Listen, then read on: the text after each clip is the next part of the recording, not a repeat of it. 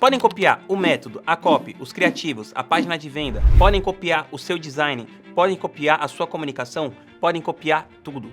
Só tem uma coisa que ninguém pode copiar: quem você é, ou seja, o expert. O expert é incopiável. É por isso que a figura do expert é tão importante dentro da Creator Economy e especialmente dentro do mercado de lançamentos. A maioria das pessoas associa o fato de você ter bons experts com habilidades técnicas, o que eu discordo completamente. As pessoas costumam dizer que você precisa ser muito bom em tráfego, muito bom em copy, muito bom em criar uma página, muito bom em fazer um vídeo de vendas. E no meu caso, não foi isso que fez eu chegar até aqui e ter no meu portfólio nomes como Wendel Carvalho, Gustavo Cerbasi, Jerônimo Temel, Pedro Calabres, Gêmeas do Inglês, entre tantos outros.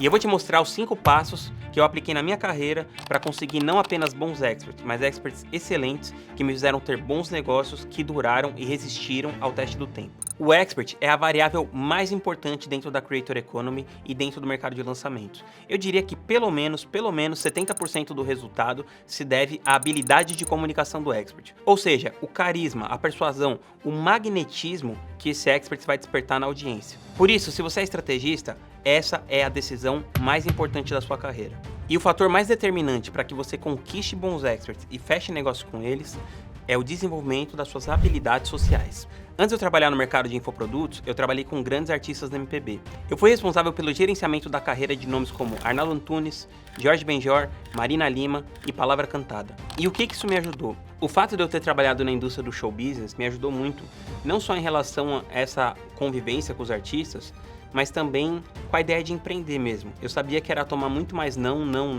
do que sim. Então, quando eu fui fechar meu primeiro expert, eu tive paciência. Eu falei com 18 experts na época, e desses 18 eu só consegui fechar com 2.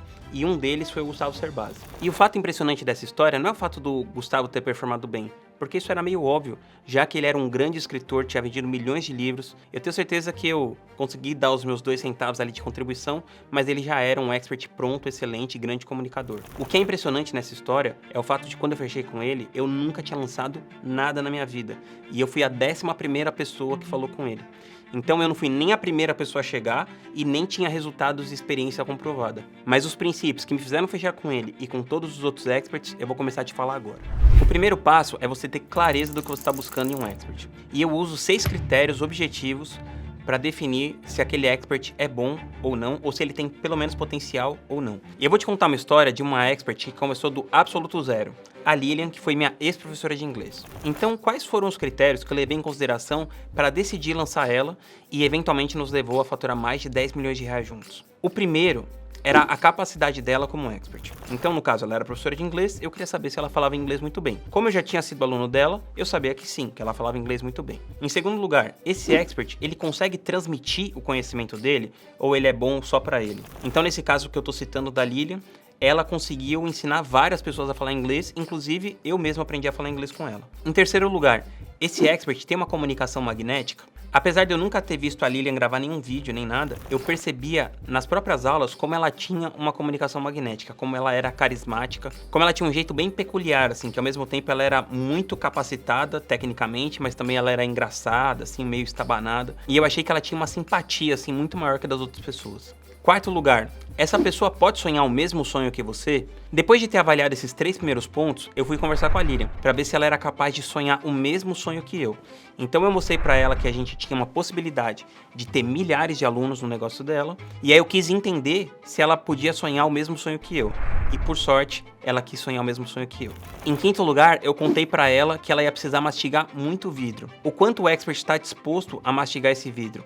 Porque as pessoas só olham assim o começo e a jornada final com milhares de alunos, mas teve que trabalhar muito para isso acontecer. Então eu fiz de tudo para mostrar para a Lilian o quanto de trabalho aquilo ia dar para a gente fazer esse negócio acontecer, criar um canal com centenas de milhares de inscritos, ter dezenas de milhares de alunos, criar um método, criar uma plataforma, tudo isso ia dar muito trabalho, mas a gente acreditou os dois que ia valer a pena e cada um fez a sua parte e mastigou o seu vidro. E por último, você entender qual que é o diferencial do seu expert dentro daquele mercado específico. Então, no caso da Lilian, qual que seria o diferencial dela?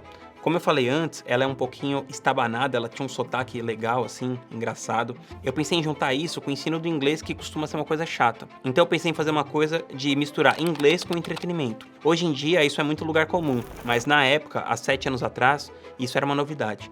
E com certeza isso alavancou muito a carreira dela. Diferente do Gustavo, a Lilian não era uma expert pronta. Ela foi uma expert que foi se moldando à medida que a gente foi trabalhando junto. A pessoa não precisa estar pronta, mas desde que ela tenha esses 6 critérios, você pode ter um expert gigante em potencial nas suas mãos. O segundo ponto é o modelo de negócio e a negociação que você vai propor. Você tem que entender tanto o momento que você está da sua vida profissional e o lugar que você ocupa do mercado, tanto aquele expert, o momento que ele está da carreira dele e o lugar que ele ocupa no mercado dele. E baseado nisso, você tem que chegar num acordo que fique justo para ambos. Eu acredito muito que se um negócio não é bom para todo mundo que está envolvido, esse negócio não deveria ser feito. Porque os melhores negócios são aqueles que duram por um longo período de tempo. E existem duas grandes possibilidades. Ou você vai prestar serviço para esse expert, ou você vai ser sócio do negócio dele. E o que significa ser sócio? Se você é sócio do negócio, você é dono, junto com o expert, de todos os ativos que envolvem um negócio digital. Quais são esses ativos? As contas nas redes sociais, as listas de e-mail, os produtos. Então, no meu caso, com a Lilian, por exemplo, eu sempre fui dono de tudo junto com ela. Tanto que, eventualmente, no final, a gente acabou até vendendo essa empresa para outro player. E não tem problema nenhum você prestar serviço também, tá tudo certo. Desde que você entenda que jogo você tá jogando. Que você tá construindo um ativo ali, que você tá só tirando caixa e que se um dia aquilo acabar, vai ficar tudo pro expert. Antigamente, era muito comum no nosso mercado que se dividisse 50% pro expert e 50% pro estrategista. E geralmente, nesse 50-50, o estrategista ou coprodutor ficava com todo o custo da equipe para ele. Eu não acredito nesse modelo. Eu prefiro um modelo que, seja a porcentagem que for, seja dividido ali na última linha. Então esse é o modelo que eu acredito que seja mais sustentável no longo prazo. Terceiro passo, curadoria. O que é a curadoria? A curadoria é você saber o que importa, é você saber escolher. Ou seja, quando você vai lançar um expert, você não tem que levar em consideração só aquelas questões que eu falei do expert. Você tem que levar em consideração o nicho. Então, por exemplo, se você está buscando fazer um negócio que vai faturar dezenas de milhões, você tem que estar num nicho que seja grande o suficiente para comportar a sua ambição.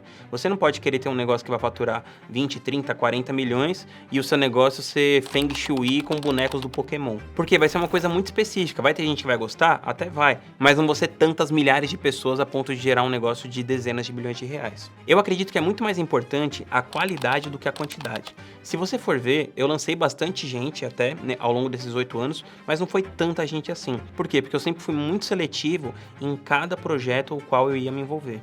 E eu sugiro que você faça a mesma coisa. Uma curadoria bem feita pode ser a diferença entre a pobreza e a riqueza dentro do digital. Quarto passo, ambiência e abordagem. Bom, a primeira chance que você tem de fechar com grandes experts é você se colocar no mesmo lugar que eles. Principalmente se você tiver a oportunidade de se colocar fisicamente na mesma sala. Claro que você também pode fazer abordagens online, mandar mensagem e tudo, mas nada se compara a você poder olhar no olho da pessoa e conversar com ela. E aí fica aquela questão, mas o que eu falo, como abordar e tudo mais. A coisa mais importante de todas, quando você tiver a oportunidade de encontrar alguém cara a cara, é você saber ouvir. Inclusive, eu falo sobre isso de forma aprofundada em um vídeo que eu fiz sobre networking, vou deixar ele aqui para você assistir depois. Eu gosto muito de uma premissa que fala o seguinte, under promise, over delivery. Ou seja, não chega lá na pessoa prometendo mundos e fundos de uma maneira inconsequente e que não seja verdadeira. Se você for observador o suficiente, inteligente o suficiente, e conseguir fazer as perguntas certas, você vai ter toda a informação que você precisa para você poder propor algo que seja mais provável que a pessoa aceite. Então esquece aqueles clichês, você vai faturar não sei quantos dígitos, você está deixando dinheiro na mesa. Nenhuma pessoa que é grande e reconhecida no negócio dela vai se deslumbrar por promessas vazias como essa. No final, muitas vezes o que essas pessoas estão buscando é se aproximar de pessoas que são serenas, que são sãs, que têm a sua vida em ordem. Se você conseguir demonstrar essa sobriedade, você tem muito mais chance de fazer negócio com essas pessoas. Quinto passo, invista em você. Quanto tempo, quanta energia e quanto dinheiro você está colocando para você mesmo se melhorar como profissional? No final, quem ganha todas as negociações é a pessoa que se importa menos. E a pessoa que se importa menos é a pessoa que tem mais opções. Você precisa investir em você mesmo para que você tenha mais opções. Por exemplo, eu trabalhei com o Gustavo Cerbasi por 6 anos. E no primeiro ano ele representava 70 a 80% do nosso negócio. E conforme o tempo foi passando, a representatividade dele ficou menor, ainda que ele fosse um cara muito grande. Então, quando ele decidiu parar de lançar e teve um hiato de 2 anos, aquilo não pesou pra gente. Por quê? Porque a gente tinha várias fontes de renda. Talvez se a gente não tivesse várias outras fontes de renda, eu teria que implorar para ele ficar trabalhando com a gente, mesmo que fosse por uma condição muito pior. O que não aconteceu porque a gente pensou nisso muito antes. Então, no final, a melhor coisa que você pode fazer por você mesmo é investir no seu conhecimento, nos seus relacionamentos e nos seus negócios. Quanto mais você investir nisso, mais opções você vai ter e melhor posicionado você vai estar. Pensando nessa parte de investir em você mesmo, eu vou deixar aqui para você também o vídeo que eu fiz sobre como se tornar mais inteligente. E agora me conta aqui nos comentários, qual desses passos você tem mais dificuldade em aplicar na sua vida e como você vai mudar isso. Te vejo no próximo vídeo, se inscreve no canal e tamo junto.